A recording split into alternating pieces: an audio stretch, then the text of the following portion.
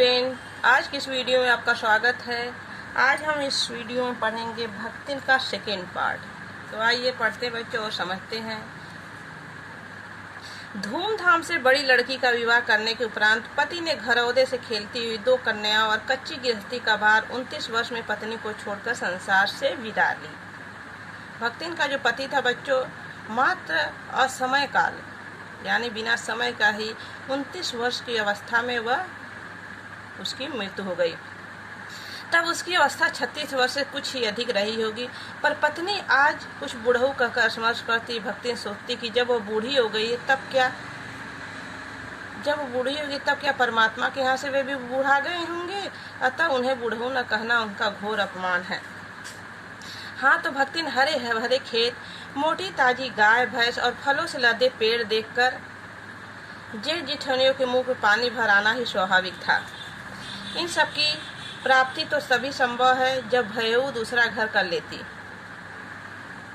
पर जन्म से खोटी भक्तिन इसके चकमे में आई ही नहीं। उसने क्रोध से पांव पटक पटक कर आंगन की कंपा मान करते हुए कहा कि हम कुकुरी बिलार न होए, हमारी मन पुसाई तो हम दूसरों के जाब नहीं।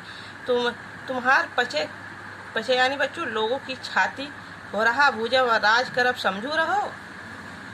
भक्तिन कहती बच्चों, उसकी जेठानियाँ उसको दबाव डालती हैं दूसरी शादी करने के लिए। सोचती हैं कि ये दूसरी जगह चली जाएगी तो जो इसका सारा धन संपत्ति है वो हमारा हो जाएगा। लेकिन भक्तिन उनको ऐसा जवाब देती कि उन सब की बोलती बंद हो जाती। कहती है कि तुम लोगों के कलेजे, हमको कोई कुत्ता बिल्ली नहीं है जो हम यहाँ वहाँ घूमते, एक जगह से दूसरी जगह से तीसरी जगह जाएंगे। हम यहीं रहेंगे, तुम लोगों के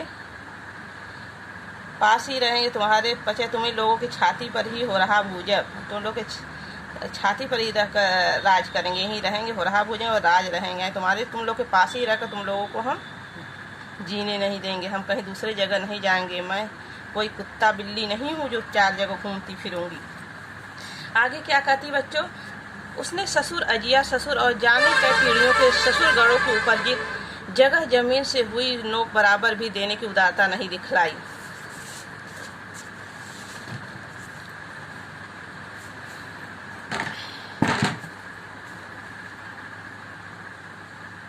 इसके अतिरिक्त गुरु से कान फुकवा, कंठी बाद और पति के नाम पर भी घी से चिकने केशों समर्पित कर उसने कभी न टलने की घोषणा कर दी।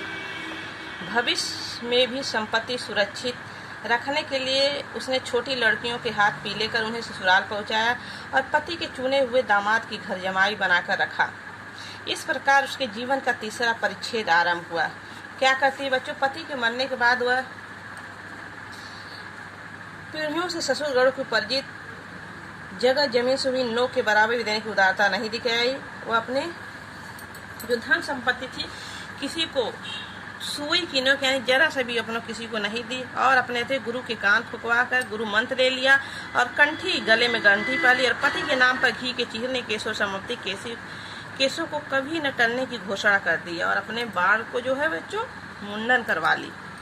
उस पहले के समय में यही होता है कि जिसका पति मर जाता था बच्चों वो अपने बाल को उतरवा देता था, मुंडन करवा लेता था। भविष्य में संपत्ति सुरक्षित रखने के लिए छोटी लड़कियों के हाथ पीले कर उन्हें ससुराल पहुंचाया। और क्या कि अपने दोनों बेटियां जो थी बच्चों उनकी शादी कर देती है। भविष्य में संपत्ति सुरक्षित छोटे लोग के हाथ पीले करना यानी उनकी शादी कर देती है, उनको ससुराल विदा कर देती है और पति के चुने हुए बड़े दामाद को घर जमाई बनाकर रख लेती है और अपने बड़े दामाद को घर जमाई बनाकर रख लेती है। इस प्रकार उसका जीवन का तीसरा परिच्छेद आरंभ हुआ। भक्तिन का दुर्भाग्य भी उससे कम हठी नहीं था बच्चों। उसके जीवन में जैसे सुख लिखा ही नहीं था। जैसे अपने और 2 बच्चियों को शादी कर देती है, ससुराल चले जाती हैं सब और अपने दामाद को घर जमाई बनकर रखती है। फिर उसके बाद देखिए क्या होता है। इसी से किशोरी की युवती होते ही लड़की विधवा हो गई। बड़ी लड़की जिसको दामाद बना के रखी थी, जिस दामाद को घर जमाई बन के रखी थी उसका पति जो है मर जाता है और लड़की जो है विधवा हो जाती है। भयऊ ने पार न पा सकने वाले जेठों और काफी को परास्त करने के लिए कटिबद्ध जिठौतों से आशा कर एक किरण देख पाई।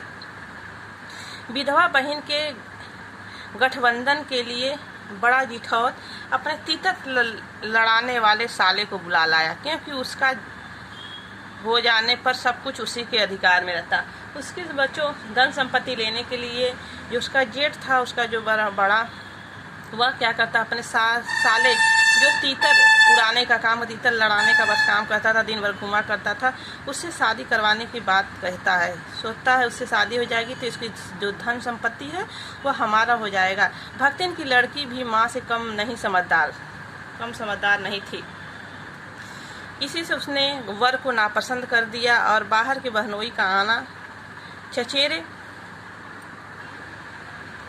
चचेरे भाइयों के लिए सुविधाजनक नहीं था, तो वह यह प्रस्ताव जहाँ का तहाँ रख गया। तब से दोनों माँ बेटी खूब मन लगाकर अपनी संपत्ति का देखभाल करने लगी। उन्होंने उससे शादी करने के लिए लड़की और उसकी माँ ने यानी भक्ति ने बच्चों साफ मना कर दिया कि हम कतई नहीं शादी करेंगे आपके साले से, क्योंकि आपका जो साला है बस तीतर इधर उधर घूमता है और बस तीतर लड़ाने का काम करता है, ये कोई काम है। वह उसको एक बिल्कुल पसंद नहीं था। माँ बेटी खूब मन लगाकर अपने बच्चों जो खेती बाड़ी थी उसको संभाल रही थी।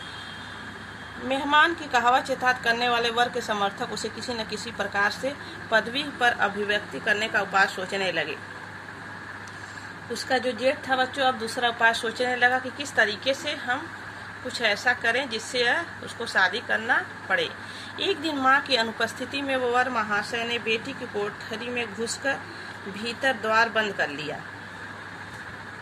एक दिन क्या होता है बच्चों, इसकी माँ यानी भक्तिन कहीं गई रहती है और बेटी घर पर अकेली रहती है, तो वह जो तीतर जो उसका साला था उसके जेठ का, वह उसके घर में घुस जाता है और उसके दरवाजे को बंद कर लेता है और उसके समर्थक गांव वालों को बुलाने लगे। युवती ने जब इस डकैत वर की मरम्मत कर कुंडी खोली तब पंच बेचारे समस्या से पड़ गए। तीतरबाज युवक कहता था कि वह निमंत्रण पाकर भीतर गया। वह अपने बात को ऐसा फंसाता बच्चों उसको कि गांव के सरपंच को भी उससे शादी करवाने के लिए मजबूर करना पड़ा। वह निमंत्रण पाकर भीतर गया। उसकी युवती के मुख पर अपनी 5 उंगलियों के उपाय में इस निमंत्रण के अक्षर पढ़ने का अनुरोध करती थी। अंत में दूध का दूध पानी का पानी करने के लिए पंचायत बैठी और सबसे सिर हिला कर इस समस्या का मूल कारण कलयुग को स्वीकार किया। अपीलहीन फैसला हुआ, चाहे उन दोनों ने एक सच्चा चाहे दोनों झूठे। अपीलहीन फैसला पे चाहे उन दोनों ने एक सच्चा हुआ चाहे दोनों झूठे हुए, पर जब वे एक कोठरी से निकले तब उसको पति पत्नी के रूप में रहना ही कलयुग का दोष का परिमार्जन कर सकता है।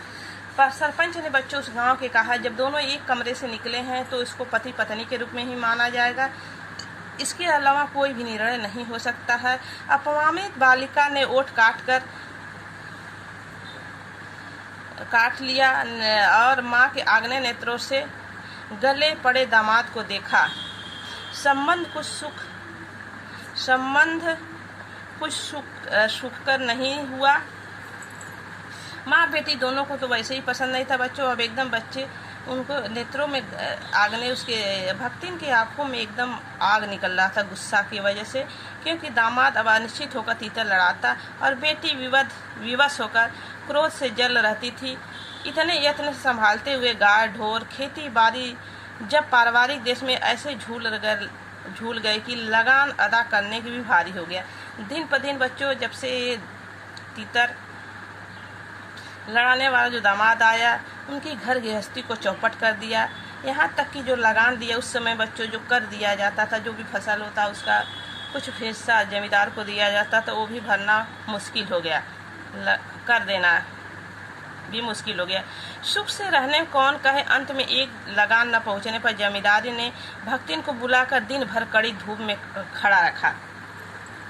जब भक्तिन ने उसकी जमींदार के कर को नहीं चुका पाई तो उसको सजा देता। भक्तिन को दिन भर कड़ी धूप में खड़ा रखा। अपमान तो उसकी कर्मठता से सबसे बड़ा कलंक बन गया। अतः दूसरे ही दिन भक्तिन कमाई के विचार से शहर आ पहुँची। वहीं से बच्चों अपना घर सब कुछ छोड़ देती है और वहाँ से शहर की तरफ रवाना हो जाती है, अपना घर द्वार वहीं से अपना तीसरा मोड़ को स्टार्ट करती है। तो बच्चों यहीं वीडियो समाप्त होता है। इसके थर्ड वीडियो में आपके साथ मिलेंगे, थर्ड पार्ट में। ओके, धन्यवाद।